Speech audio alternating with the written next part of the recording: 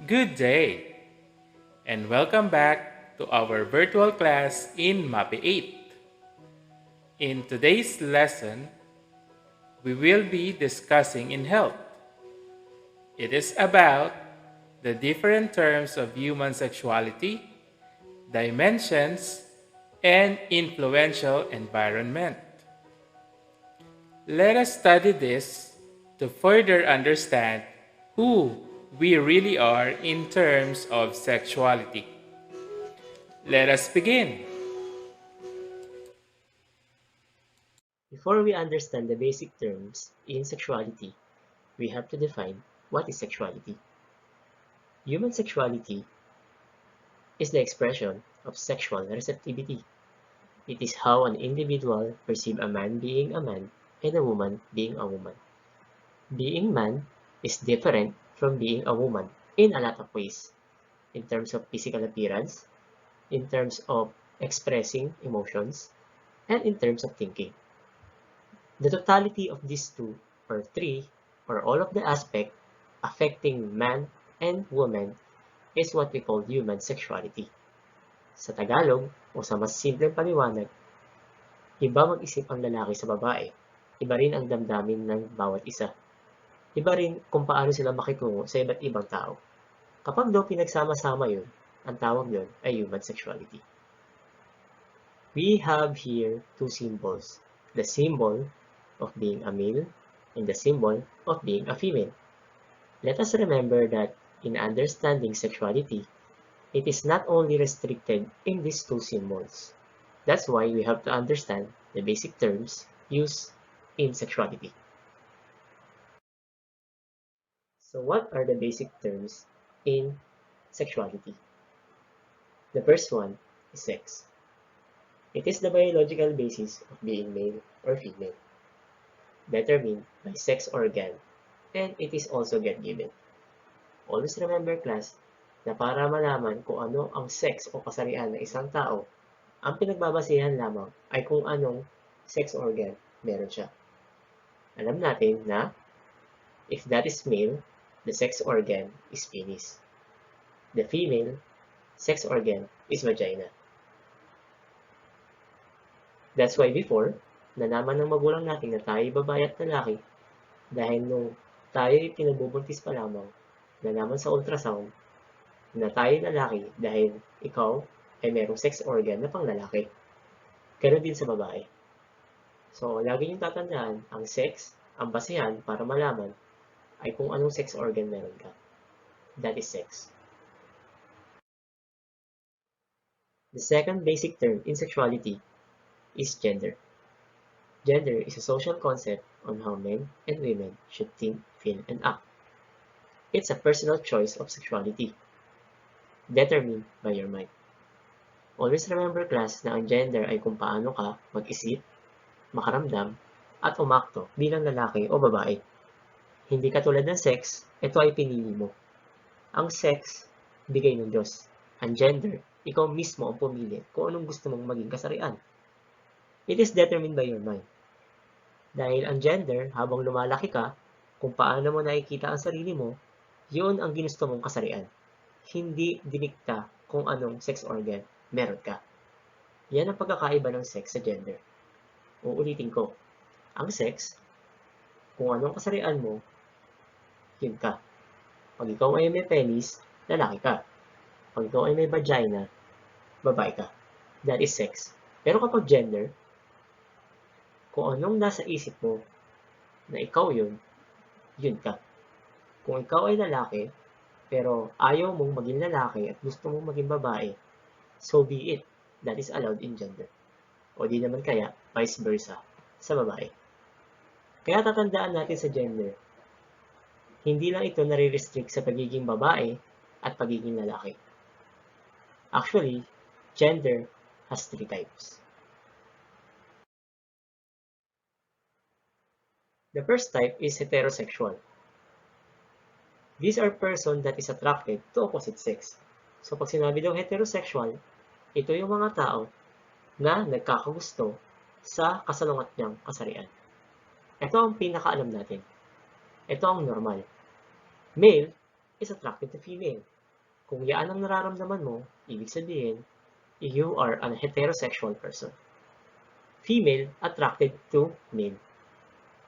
Kung ikaw naman ay babae at nagkakagusto ka sa lalaki, ang tawag sa'yo, female, in terms of gender. At kapag ito ay normal, tinatawag itong heterosexual. Pero may mga tao na hindi heterosexual. Sila ay tinatawag na homosexual. These are person that is attracted to same sex. Ito yung mga tao na nagkakagusto sa kapareho na kasarian. Halimbawa, gay, attracted to male. O sa Tagalog, bakla. Lesbian, attracted to female. O sa Tagalog, tibo. Isang babaeng nagkakagusto sa kapwa babae. Ang tawag sa kanila ay homosexual person. Sila ay under din ng gender. At ang pinakahuli is bisexual. Person that is attracted to same sex or both male and female. May mga tao na pwedeng magkagusto sa lalaki at pwede din sa babae. Ibig sabihin, may mga tao na pwede sa kahit ano. Kapag ikaw ay ganitong tao, ang tawag sa iyo ay bisexual. These are the three types of gender. The next term is gender role. Refers to set of roles, characteristics, expectation of how a man or a woman should think, feel, and act. It is influenced by parents, peers, someone at your own level, and society. Lagi natin tatandaan na kapag sinabing gender role class, ito yung inaasahan sa iyo ng society dahil ikaw ay lalaki at babae. Tama kayo. Bilang lalaki, merong inaasahan na dapat ginagawa mo dahil lalaki ka. Ganon din naman ang mga babae. Ang tawag natin doon ay gender role. Sino ba ang nagturo ng role natin? Actually, habang lumalaki tayo, iba-iba sila. Ang pinakaunang nakaapekto o naka-impluensya sa ating role ay ang ating mga magulang. Hindi lang natin napapansin, pero nung bata tayo, nalaman natin na dahil nalaman nila na ikaw ay lalaki, lahat ng sinusuot mo, lahat ng laruan mo, mga panglalaki. Yun ang role mo. Kapag naman ikaw ay babae, binibihisan ka na pang babae at binibilang ka ng mga gamit na pambabae. Nung lumaki ka, ang nakaapektuhan sa iyo ay ang peers. Mas malawak na. Ito naman ay yung mga kaibigan mo. Nalaman mo na ang baril-barilan, na ang mga laruang panlalaki ay para sa lalaki. At ang mga Barbie o dollhouse ay larong pang babae. At nung ikaw ay nag-aral na at nagtrabaho, doon mo mas nalaman na dapat ang lalaki ang nililigaw sa babae, ang babae ang nililigawan. Ang tawag natin doon, mga bata, ay gender role. Alam natin na kung minsan, pwede naman din gawin ng babae ang ginagawa ng lalaki or vice versa. Pero pag sinabing gender role, ano ba yung accepted dahil lalaki ka na dapat ginagawa mo? At ganoon din sa pagiging babae. Magbigay tayo ng mga halimbawa. Male. The first one that is expected to you is to be a breadwinner. Ikaw daw ang talagang dapat nagtatrabaho dahil lalaki ka. Pangalawa, you protect the family. Dahil lalaki ka, ikaw ang mas malakas at may kakayahang pumoprotekta sa pamilya. At syempre, kapag may nasira, hindi mo hahayaan na mga babae o ang asawa mong babae ang gumawa nun. Dahil lalaki ka, ikaw ang gagawa nun. Dahil yun ang mas tamang tingnan at katanggap-tanggap. Dahil naman babae ka, alam natin na kapag nagkaroon kayo ng anak, usually, babae ang nag-aalaga. Kapag naman may mga gawaing bahay, dapat ikaw ang mas gumagawa. Yan ang dapat natututunan. Kapag meron kang anak na babae, yan ang pinaka-tinuturo mo. At ang pinakahuli, ikaw ang nagbabudget ng pera. Dahil lumaki tayo na dapat babae ang nagbabudget ng pera. Lagi natin tatandaan na pwedeng gawin ng babae ang ginagawa ng lalaki.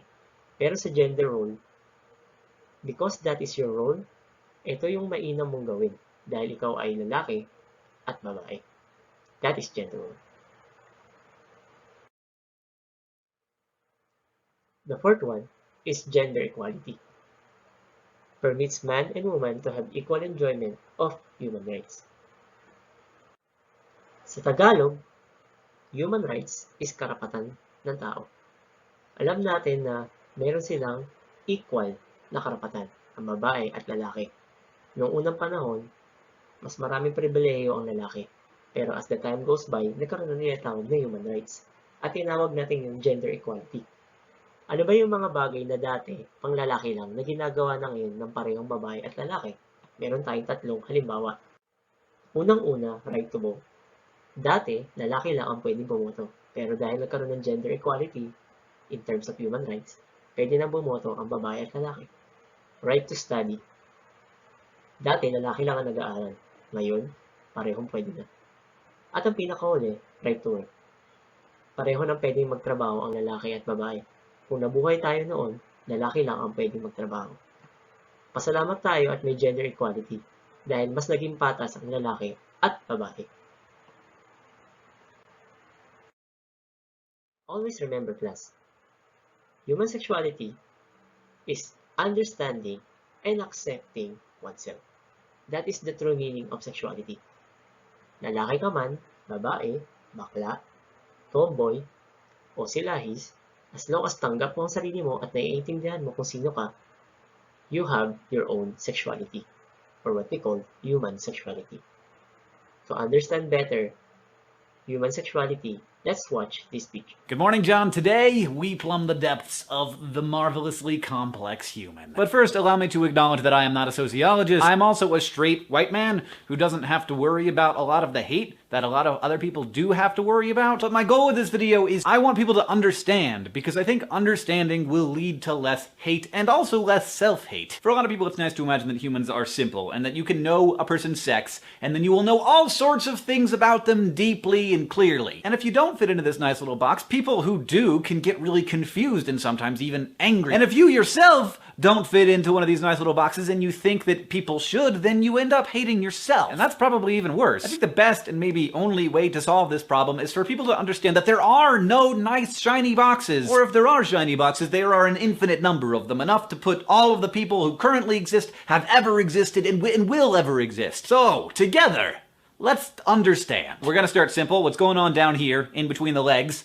That is your sex, your biological sex, and it tends to be binary, though there are all sorts of conditions that result in intersex individuals. And as interesting and complicated as this is, the rest of it is much more complicated, so I'm just gonna move on from here, because we all kind of get what sex is. Now we move on up to the top, to the brain, which is the thing that decides what gender you identify with, whether you feel like a man or a woman or neither or both, because the fascinating thing is, as much as we try to label things, there is no way to label every point on an infinite continuum, and that's what we're dealing with here. So, to actually visualize how this works, I've created a graph for you. On the x-axis, we have gender, male to female, and on the y-axis, we have the intensity of the identification with that gender. I would be about here, because I identify as a man, though I recognize that there are some womany parts of me, but let's also put a hypothetical biological female on the graph that identifies very strongly as a man. Now that can be really uncomfortable, especially when there's a bunch of people in the world who insist on calling him a woman just because of the body that he happens to be very uncomfortable with. Which is why sex does not determine the pronoun you should use.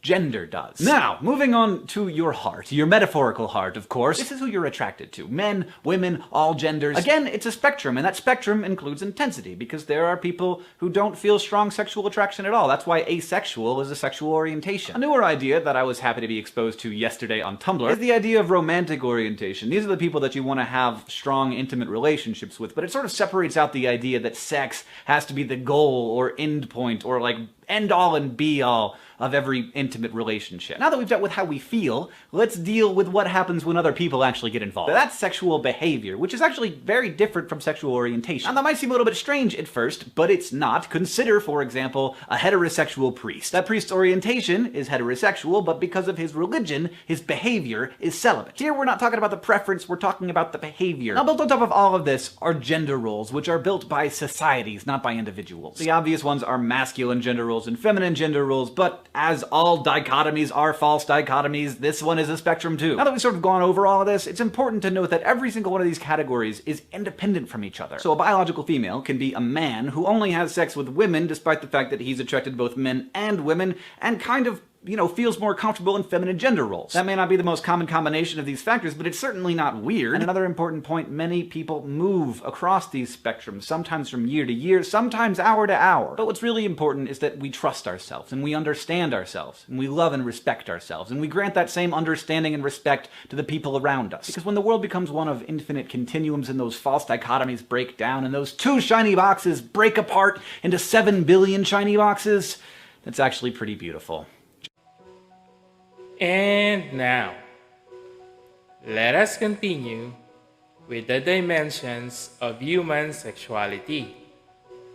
Dito, mas makikilala pa natin ang ating sarili at sariling pananaw ukol sa kasarian. Dimensions of human sexuality. First, we need to understand what is the meaning of dimensions. Dimensions are the groups or properties that makes whole or complete. Ibig sabihin nito ay mga bagay na bumubuo o kumukumpleto. Sa dimensions of human sexuality, pag-aaralan natin ang mga bagay na bumubuo sa human sexuality. Sexuality involves the physical, mental, social, emotional, and ethical dimensions of one's personality. It refers to total self.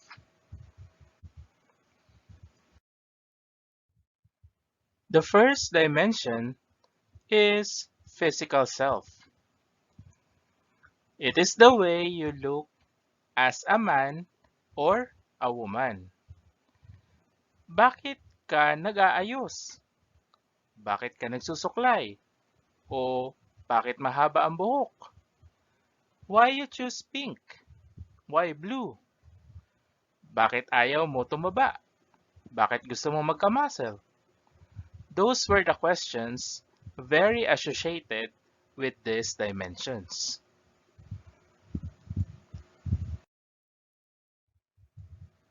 The next dimension is the mental self. It is the way you think as a man or a woman. Dapat ganito ako bilang isang lalaki o isang babae. Ganito ako kaya sa tingin ko, babae ako o lalaki ako. Dito, sa mental self, mas matututunan mo ang iyong identity.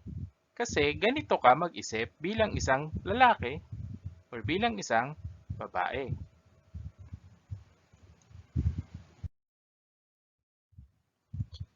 The next dimension is social self. It is the way you interact with other.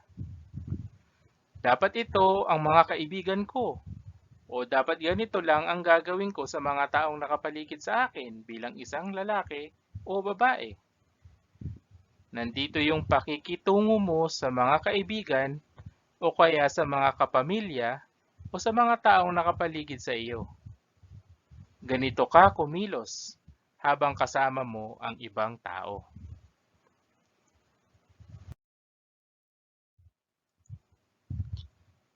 The next dimension is emotional self. It is the way you feel about yourself and others. Ikaw ba masayahin o masaya o malungkot? Yung kalungkutan o kasiyahan ba ng ibang tao ay nararamdaman mo? May pagkakaiba ba ang nararamdaman mo para sa babae o para sa lalaki? Mas nararamdaman mo ba ang kalungkutan ng isang lalaki o ng isang babae dahil ikaw ay isang babae o isang lalaki?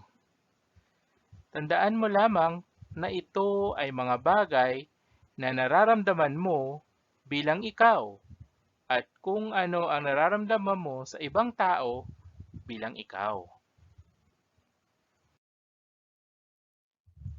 The final dimension is what we call the ethical self. It is the way you value relationships. or pagpapahalaga. Ethical self ay dito papasok na ang moral or moralidad na siyang magiging gabay mo sa sarili mo kung bakit ganito ang pagpapahalagang ginagawa mo sa isang relasyon, sa kaibigan, sa magulang o kapamilya, sa ibang tao, or sa minamahal mo man. Dito kasi, natanggap or alam mo na ang tama o mali para mapahalagahan mo ang isang relasyong nabanggit ko. Siguro, nung bata pa kayo, mga 3 or 4 years old, wala kayong pakialam na tumakbo sa labas na nakahubad. Mapababae man o lalaki kayo. Pero ngayon, ibang usapan na yan. Nung elementary ka, baka naglalaro ka ng jackstone. Pero ngayon, kailangan mo muna maghugas ng plato para hindi magalit ang magulang mo bago ka mag-Mobile Legends. Dati siguro nakikipagsuntukan ka sa lalaki o mapababae man. Pero ngayon, kung lalaki ka, ayaw mo ng away sa babae. Baka mapahiya ka kasi sa mga kaibigan mo. Nandito na rin papasok ang responsibilidad mo bilang isang babae o isang lalaki. Kaya itong dimension na ito ang pinakabuod or sentro na kukumpleto sa isang sexualidad.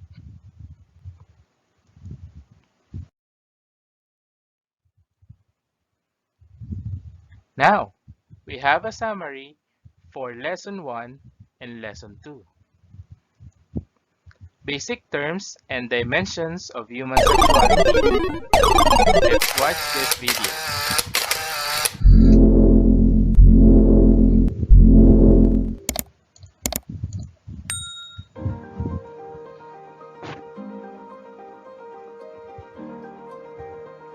This video will talk about the dimensions of human sexuality as an important component of one's personality. At the end of this video, you should be able to discuss basic terms in sexuality as an important component of one's personality, and explains the dimensions of human sexuality. Are you familiar with these words? I'll give you 15 seconds to define those words based on your own idea. And let's see as we go along the video if you got it. Your timer starts now. 15, 14, 13, 12, 11, 10, 9, 8, 7, 6, 5, 4, 3, 2, 1. Time is up. Let's define each word now. A gender symbol is a pictogram or glyph used to represent biological sex and gender. Are you familiar with the gender symbol? Which is the female symbol? Which is the male symbol? The one with the cross is the female symbol, while the one with arrow is the male symbol. Does sex and gender are same or different? Let's define those terms.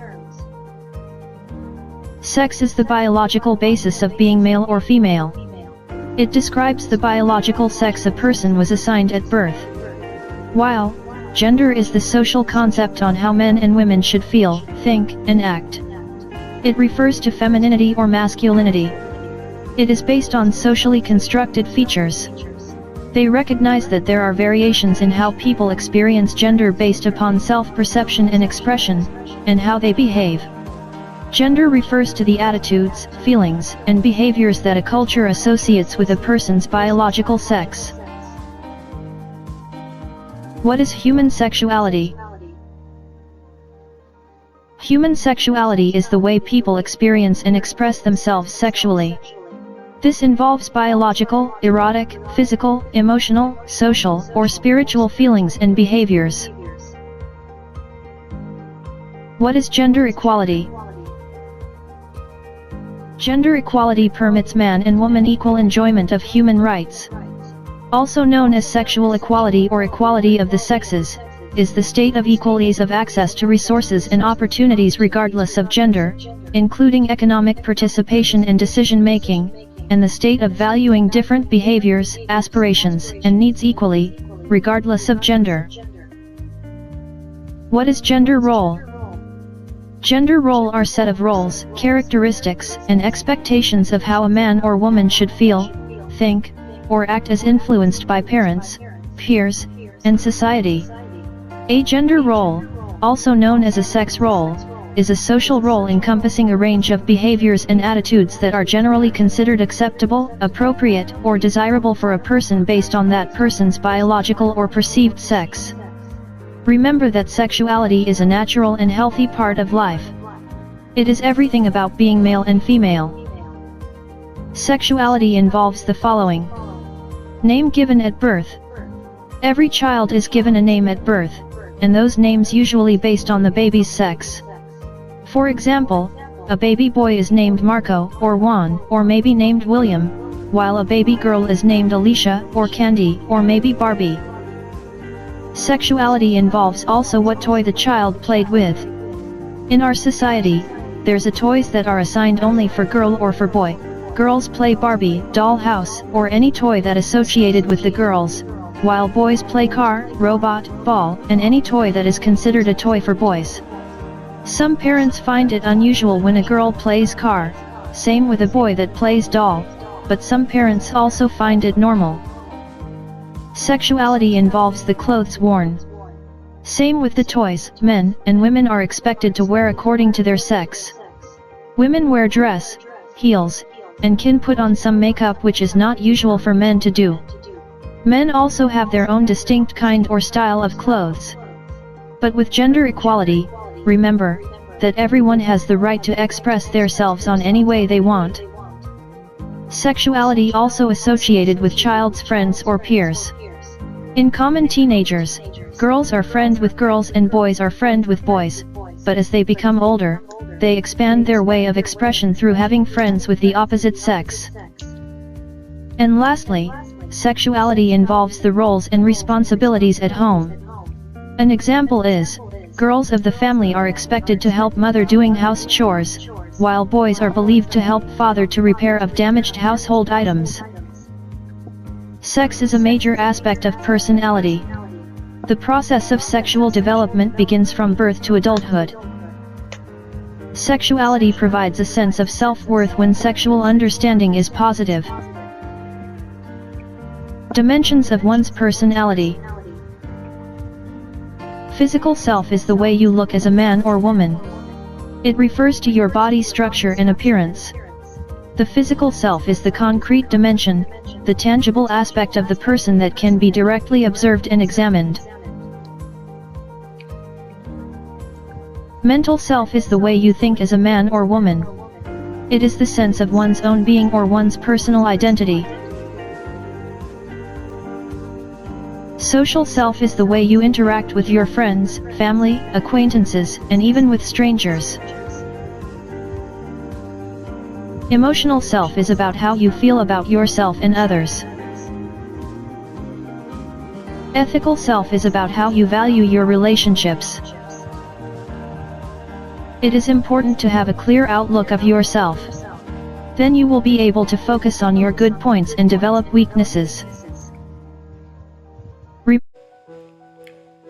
At ngayong alam na natin ang different dimensions of human sexuality, mas alamin pa natin kung bakit ganito ang pananaw natin sa sexuality. Marahil kasi ito sa tinatawag nating influential environment. Let us continue. Your influential environment are the factors that can influence one's perception of different human sexuality-related issues. It also helps an individual in character formation and personal development, which might lead to good family health in the future. These are the following. family or pamilya, peers, mga kaibigan, culture, and the media.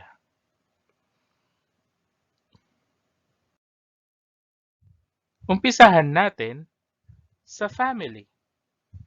The family has a vital role in an individual's life, especially in human sexuality.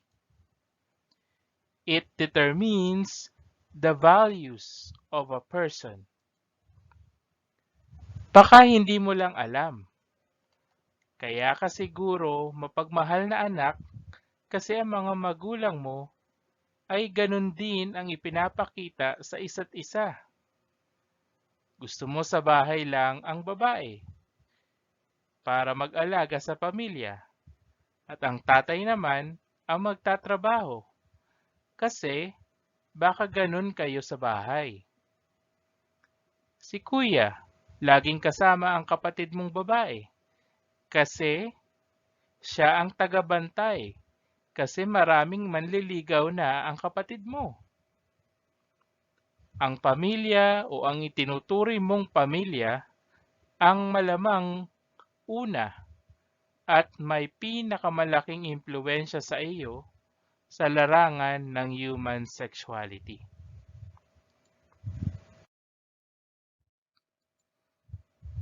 Peers or mga kaibigan. Having friends can make everyone's life colorful.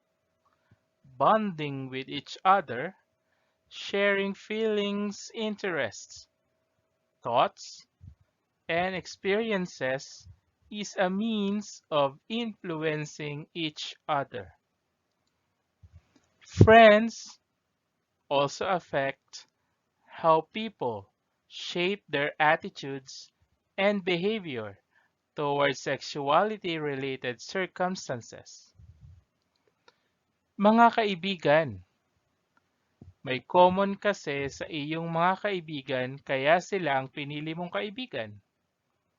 Dati, wala ka naman paghanga sa K-pop, sa BTS, sa Blackpink, pero dahil ang mga kaibigan mo ay addict sa mga K-pop, pati ikaw ay naimpluwensyahan na rin. Pati pakikitungo mo sa ibang tao, maliban sa kaibigan mo, ay malaki ang kinalaman ng kaibigan mo. Halimbawa, sa mga sports o sa mga activities mo outside school. Kung ang mga friends mo ay ML fanatics, ay malaki ang chance na maglaro ka rin ng ML. Kung ang kaibigan mo ay mahilig mag-volleyball, malamang naglalaro ka na rin. Sa kaibigang mabuti, ay mabuting kinabukasan din ang hatid. Nagkakaroon ka ng ibang pananaw na hindi galing sa pamilya mo, at ito ay malamang nanggaling sa kaibigan mo. At minsan, sa magkakaibigang iba't iba man ang pananaw ukol sa human sexuality, ay nagkakaroon naman kayo ng respeto o kaya pagsusuri sa magkaibang pananaw. Kaya napakalaki ng part ng peers sa human sexuality.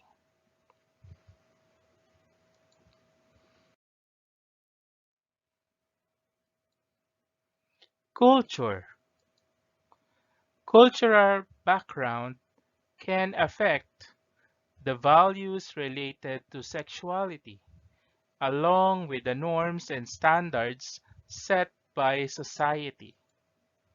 Examples of this are fixed marriage and abortion. In our country, these two are considered taboo or not normal, while in other countries, it is considered normal and part of their beliefs. Kasama na sa kultura ang relihiyon, mga paniniwala ng bayan o kasabihan.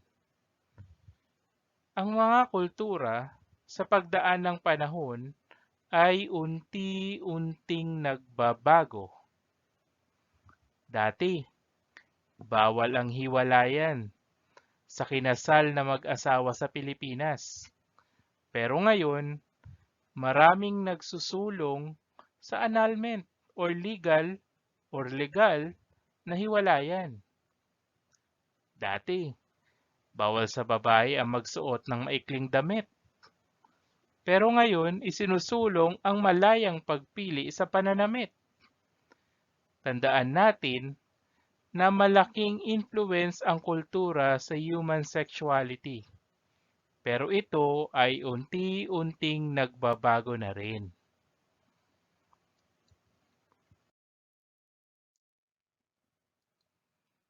Ang huli ay ang media. Televisions, radio, cinema, newspaper, magazines, other printed materials, and the internet are the sources of information which we call media or mass media. Sama na rin natin dito sa Facebook. This medium of sending information and communications has a significant influence on a person's sexual attitudes and behavior, since most of the time, people are engaged in these sources. Do you agree? Mas matagal ka pa ngang mag-Facebook kaysa magbasa ng module eh. Joke lang. In media, lalo ngayong pandemic, ito ang naging sandalan natin nung nagkaroon ng mga lockdown. Sa media, ngayon, sa kahit anong platform, internet, TV, radio, books, sa mga patalastas sa TV, minsan nagkakaroon ng maling pahiwatig ang produkto. Halimbawa, yung mga alak, di ba masama ito sa ating katawan? Pero, puro matitikas na lalaki ang kinukuha nilang endorsers o di kaya naman ay napakagagandang babae. Sa mga palabas sa TV ukol sa pamilya, sa pagtanggap sa mga anak na LGBT. Itong media rin ang dahilan kung bakit nagbabago ang kultura natin. Dahil binuksan nito ang pinto upang ipakita ang kultura naman ng ibang lugar o ng ibang bansa. Sa Korea, sa Korea, parang normal na sa mga kababaihan nila at maging kalalakihan ang mag-plastic surgery upang maging mas maayos sila tingnan. Sa kultura natin, nandoon yung dapat kontento na tayo kung ano meron tayo. Pero merong iilan na nagsasabi na wala namang masama sa ginagawa nila. Ang mga minsang paniniwala natin ay nagbabago at naa-adapt natin ang ipinapakita ng media. Just remember to always keep in mind that all of these factors are just influential and can change suddenly or gradually. How a person views their self and deal with other people, especially those in the opposite sex. Managing sexual-related issues should be founded on values, particularly self-respect and respect for others. Remember the word respect.